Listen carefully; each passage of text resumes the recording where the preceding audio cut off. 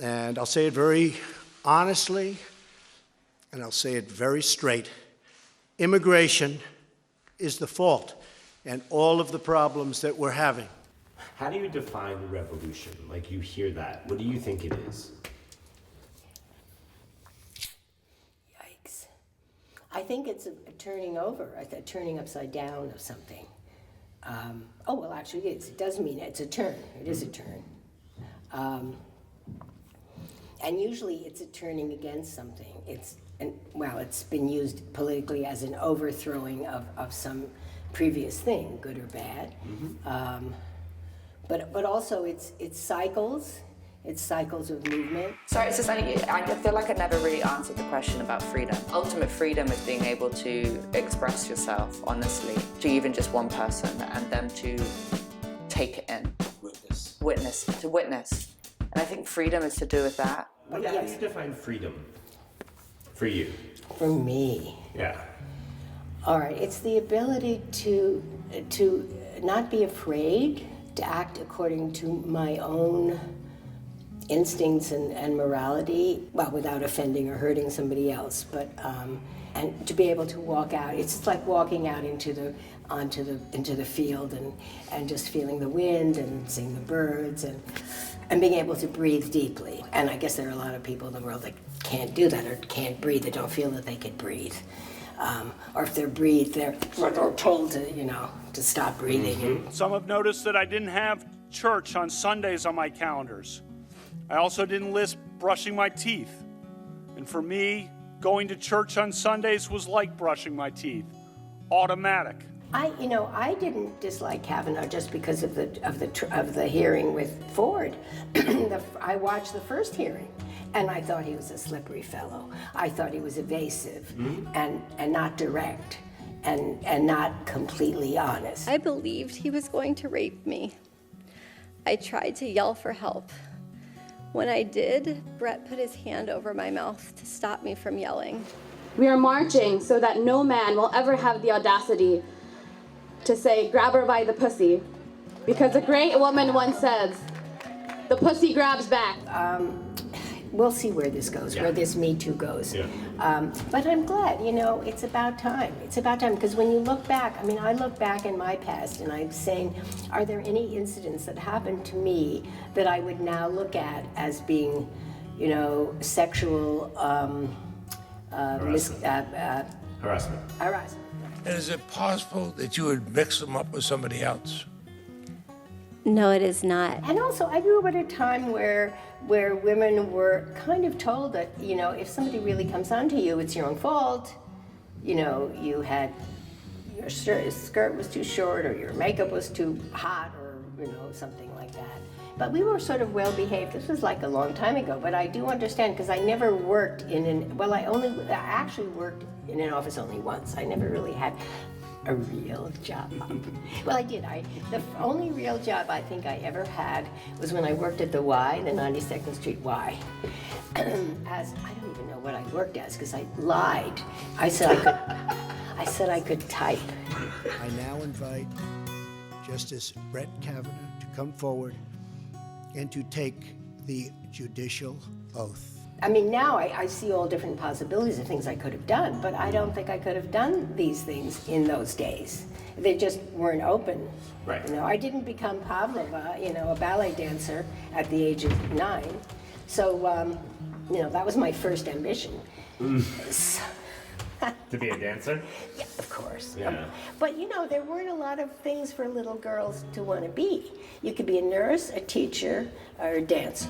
And my thing about dance is that if everybody started to dance when they were young, I think the world, we would not be in such a horrible mess. There's a wonderful thing about dance. There are all these metaphors you can use, but it's about your space, about respecting the other person's space. It's about, gracefulness and whatever. It was interesting. I was thinking of Obama recently. I wonder why. And you would get there, right? Oh, yeah. He, as a person, aside from his physical grace was absolute. To me, was really an important thing. I mean, I don't think we've had a president who had that kind of grace. I mean, not just when he was dancing at his inauguration, but his use of his body. And now we can see something that is quite the opposite. We won't go into that right now because I think we understand what that is. You know, clumsy, klutzy, embarrassed, you know, not free with your body.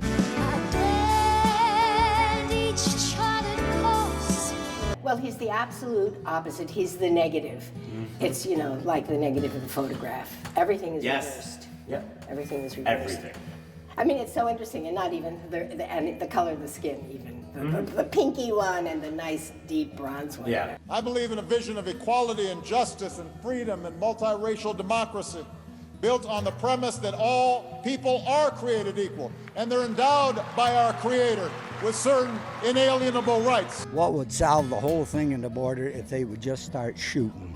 Only shoot a couple and they would go home. In a way, maybe in the long run, if we take the view, the 100-year view, it will turn out to have been this watershed period where all the pus came out. I think and we were able to see it.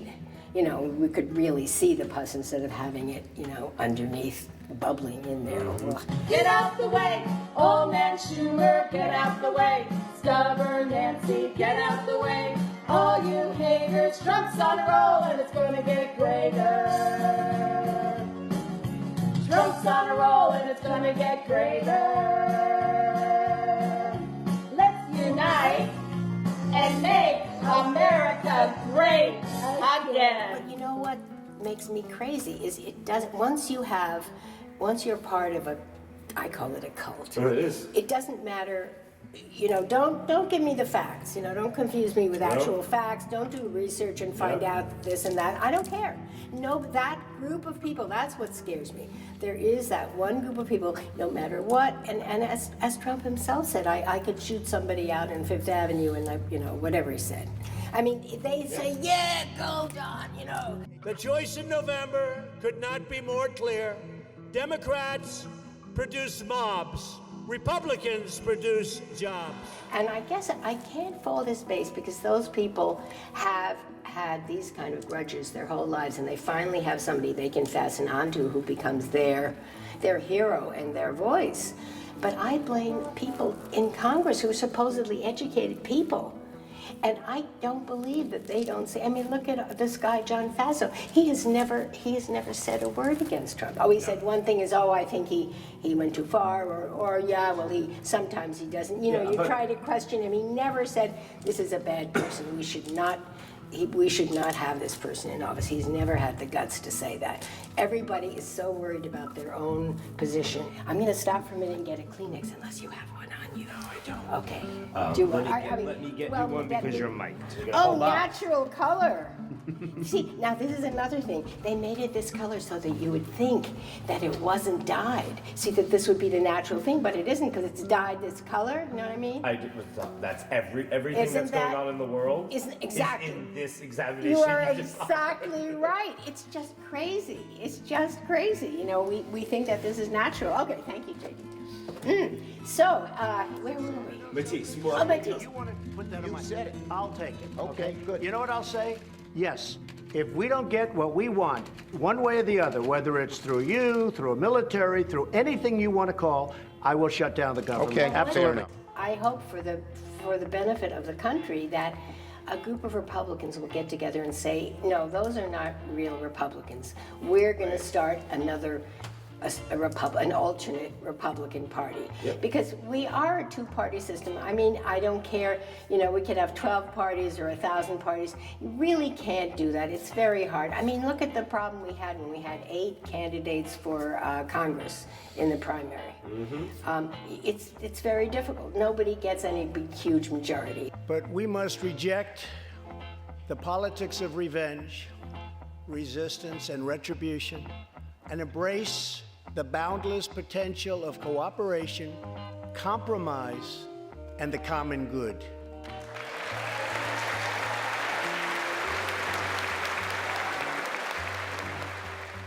you have to compromise. There used to be compromises. That's the whole thing about this form of government. So that if you had everybody on one side who was over here and everybody over there, there would be constant clashes, and 49.99% of the population would be miserable all the time. And it's not a sports team. No, That's that's the right. problem. That's right. We treat politics like sports, or like my favorite singer at the Grammys. Like, it's not like that. Like, that's not what this is. Exactly. They keep trying to blame the Democrats. You know, it's that is really, I mean, the Democrats have always, we've never gone into the back room and said, okay, this is what we're gonna do. Right. And which is one of the reasons that we've often lost. Because we're That's why Hillary lost. because we're all individuals, and we're like, you know, fighting. It's like the Jews and about the whatever. No, and I grew up in this family, and we don't all agree, and we're always saying, well, wait a minute, what about this and what about that, and let's look at that, and that's important. But you know, Debate is so important. You know, what's his name? That wonderful guy that lost in the 50s. No, what's his name? He's so great, and now why can't I think of his name? He ran. He lost to Eisenhower. That's way ahead of your time. Yeah. Okay, Let's Google it. so it begins with S. Lost to Eisenhower. Stevenson. No, do I mean Stevenson? Yes. Do I mean? I think I mean him. Yep. I mean Stevenson. Adlai Stevenson. Adlai Stevenson. Oh my God, how could I know? He said something, I love what he said. He said, tell the Republicans if they stop telling lies about us, we'll stop telling the truth about them. Which I thought was really great. Of course, Adlai Stevenson could not win because he was really too much of an intellectual. He would, you know, he could doubt himself. He questioned everything.